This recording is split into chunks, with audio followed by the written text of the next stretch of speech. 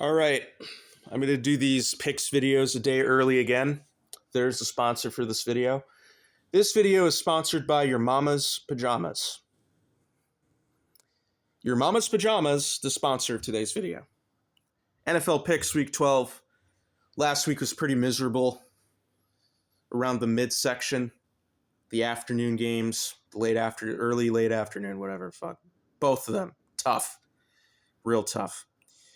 Buffalo Bills, a 6-point favorite, according to ESPN Bets, against the Houston Texans tomorrow night at Houston.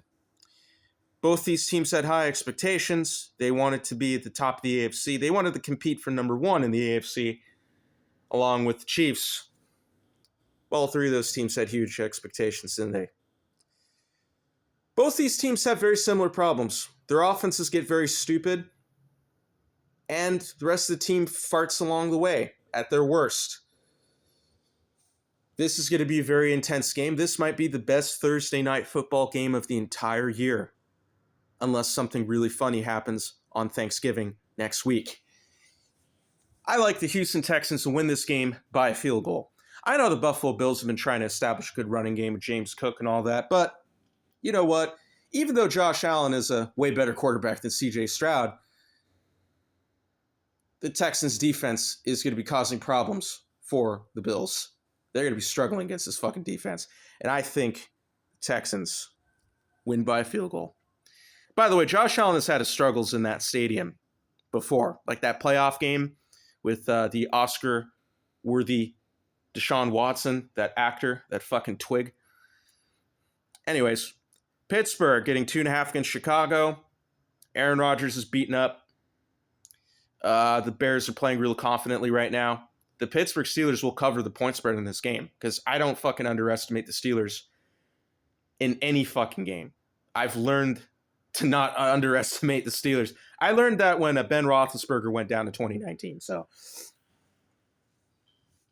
that said, the Bears, they're not a great team, but they are playing with confidence and they are well coached. So I think the Bears win by 1 point. Right? Bears by 1? No. Yeah. Bears by 1. Steelers cover. New England. Oh, you know what? Steelers by 1. Chicago.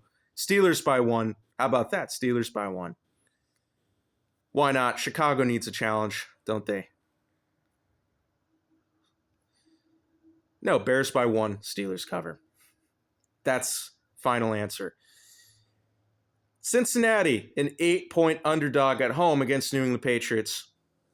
I like the Patriots big time. It's going to be pretty close to like the first quarter and a half of the game. And then the Patriots are just going to take it away from the Bengals. They're just going to steal this game. Turnovers, special teams, offensive firepower. The Bengals defense is absolute garbage. But it will be close to begin the game. But I think the Patriots win by 10. New York Giants getting 10 points at Detroit. Mike Kafka is Mike Kafka, the neophyte of Andy Reid in Philadelphia, because he was drafted by Andy Reid in the Eagles in 2010, I think.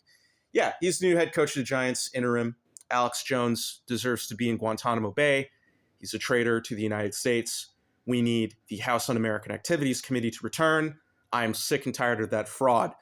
The Giants will get blown out by the Lions, 30 points. The Giants, if they didn't have so many fucking health problems on offense, and if fucking John Mara actually picked guys who knew how to develop a team from scratch, maybe Alex Jones would have kept his job.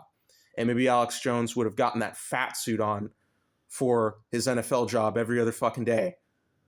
Because if you see him in InfoWars, he went from being pregnant fat in 2009 to fucking all of a sudden he shed all his weight like a woman. It's hilarious. Minnesota getting 6.5 at Green Bay. I thought the Packers were favored by 7.5 in this one. Kevin O'Connell is the next Dennis Green. Dennis Green was a guy who kept coaching teams that choked in the playoffs, and then late in his career, he got a really good team that went to two NFC title games and lost those games in embarrassing, unbelievably amazing fashion. Kevin O'Connell is the next Dennis Green. Oh, by the way, last year the Vikings signed Daniel Jones midseason after Alex Jones and John Mara and Joe Schoen decided, let's just give up on the guy. He's a total dumbass. We'll just not care about an offensive line and build another guy we can fucking break apart. I would have rather have dealt with the quarterback situation of Sam Darnold and Daniel Jones rather than have JJ from Michigan, who's a glorified game manager and injury prone. This is the guy you picked as your franchise quarterback? I'm sorry, but it seems like the last good quarterback the Vikings developed was Dante Culpepper. I mean, that guy was terribly wasted by a garbage Vikings organization that thought that an overgrown man-child, Mike Tice, undisciplined, white, fat version of Mike Tomlin in 2018 mode, thought that guy was good for Dante Culpepper and Randy Moss. Well, guess what? Randy Moss fucked off to other teams to never win a Super Bowl, and fucking Dante Culpepper broke apart. The Vikings and the Packers both suck. Disorderly beer breath and Lambeau could be intimidating to JJ because the guy just fucking sucks. He's of anemic blood. But I think the Vikings cover the point spread against Green Bay. And I think the Vikings win by 2. That's all I got to say about that. Both these teams are garbage, but I think the Packers are bruising for a losing. Tennessee Titans at home getting 13.5 against Seattle. Seattle by 21. Indianapolis getting 3.5 at Kansas City. All these dumb hypocrites who keep trashing Kansas City because, oh, the referees. Hey, dumbasses. The referees don't work for Clark Hunt and his stupid entourage boys. They work for the National Football League.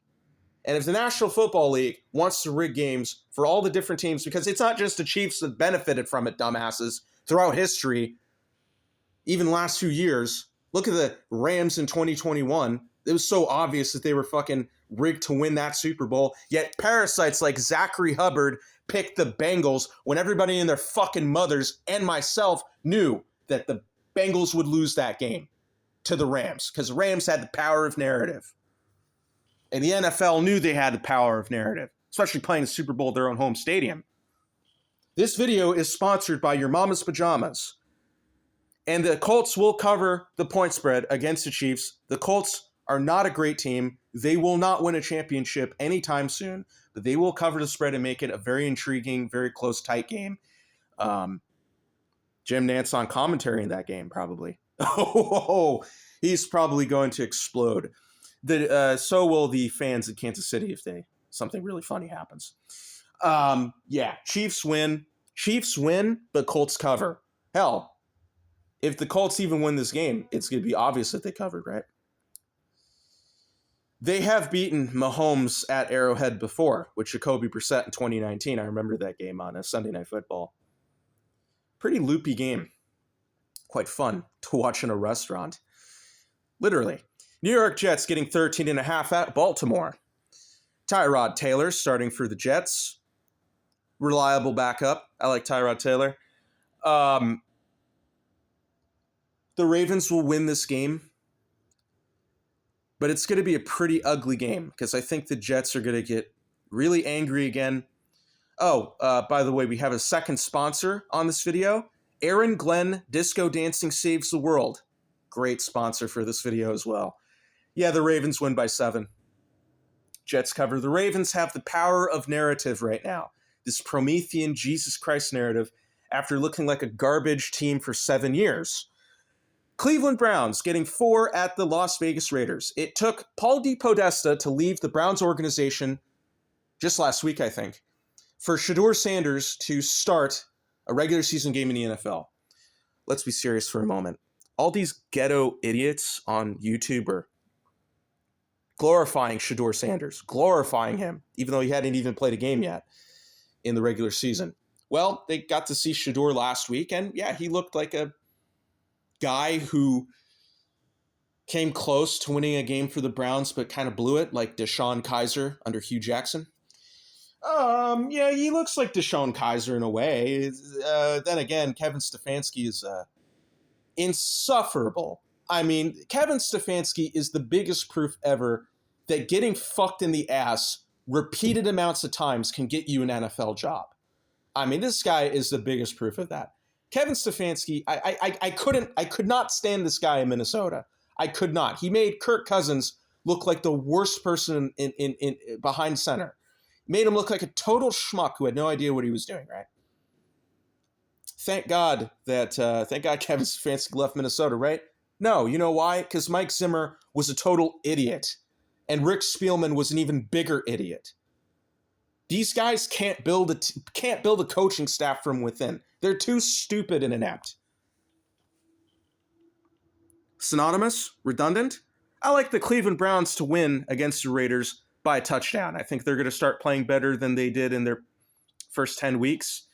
Was there a conspiracy against Shedeur Sanders? Well, they did start Dylan Gabriel in a lot of games this year, and he was drafted the same year as Shedeur this year.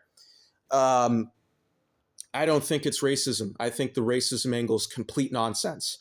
Racism is a completely nonsense thing, especially considering that the Freemason elites who rule the world are multicultural. They're interracial. They love interracial. They love multicultural. They love collaborating with other nations to control the cattle. That's why you have the European Stadium Games. Control all them motherfucking sheeple around the world. Sailing all over the world. I got the fucking lyric. It's raining all over the world. Jacksonville Jaguars being favored by 2.5 against Arizona. Cardinals cover, but I think the Jags win this game. The Jaguars will win this game by 5 points. Philadelphia favored by 3.5 against the Dallas Cowboys. The Eagles should be favored by a dime. They're going to win this game by 9 fucking points. Dak Prescott. Oh, he's playing so great right now. If Dak Prescott was in Philadelphia, he probably would be winning like 3 consecutive Super Bowls on his way to winning his 4th. I mean, God knows what would happen, right? Whatever. Butterfly flag. I mean, the Eagles made the wrong draft choice in 2016 anyways. Dak Prescott is better than Carson Wentz. That's because Carson Wentz is made of peanut brittle. A bad kind of peanut brittle. Ones that breaks your teeth. And also breaks itself in equal measure. Atlanta getting 1.5 against New Orleans. I believe the reason why Atlanta is not favored in this game is because Michael Pennis Jr. is out. Kirk Cousins is starting, I think, even if he is still in the league. Is he still in the league? He's still in the league. Bijan Robinson, he might play good or he might struggle. I think Kirk Cousins is going to have a good game, and I think the Falcons beat the Saints. But the Saints will, I think the Falcons beat the Saints. They beat the Saints by touchdown. Yes. Tampa Bay getting 7 at the Rams. The Bucs are being carried by their offense because the rest of their team is not very good at all. If it wasn't for Baker Mayfield, this team would be a 5-12 dipshit mess. And the team is a mess. Total mess. They're lucky to have Baker. That said, if Matt Stafford had retired in 2022, there you go. Baker Mayfield would have been on the Rams like he was for a couple of weeks at the end of the 2022 season. And he would have probably been the best quarterback undisputedly in the entire league because Simon Rex is a miracle worker. And, well, not really. I mean, Matthew Stafford was already great before he showed up in LA. So, anyways, I like the Bucs to cover the point spread here. But I think the Rams are just legit enough to a point where